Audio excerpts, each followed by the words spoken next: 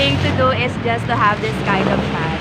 Ang inyong Madam UK ay every time na Saturday, Sunday ay gumagala talaga yan at tumatalak na mag-isa. At kayang-kaya ko tumalak kahit na minsan napapahinto ang mga tao dahil akala nila ay ikaw ay nasisiraan. So, ayan po ang kabuuan ng People's Park. I'm very blessed to have this kind of city. O, diba? O, dahil wala akong kausap, ang sarili ko ang aking kinakausap.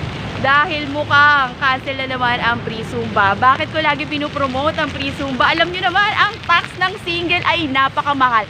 Natural lamang na kapag mahal ang tax mo, ay pakinabangan mo ang free, no? Na ino-offer ng pamahalaan, no? Mapalokal man yan o national. So, gaya na sinabi ko, 360 degrees of vlogging. Ay. O, ba? Ayan, ganyan kaganda. Ang mga eksena, di ba? Sukatan po yan, ang inyong cities ay may budget. Bumag po sa tao ang resources. So, kaya wag na kayo magtaka kung bakit nananatili ang gasyeryan sa Valenzuela. Dahil may nakikitang progress ang mamamayan kanilang nasasakupan. Dahil kapag walang progress ang makikita sa iyong lungsod ay huwag ka nang umasa na ikaw ay maluluklok pa ulit.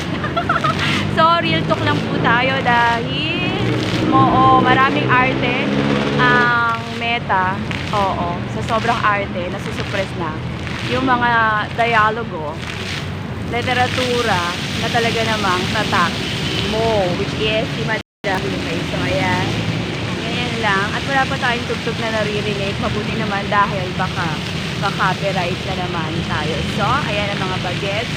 Buti naman, nalululong kayo sa mga makabulang bagay, pag-eehersisyo, kaysa sa, masamang bisyo. So, saludo ako sa mga ganyang kabataan na marunong mag-abala, humanap ng pagkakaabalahan na hindi sila mapupunta sa kapahamakan. At ito po ang inyong Madam UK na napakaganda ng background.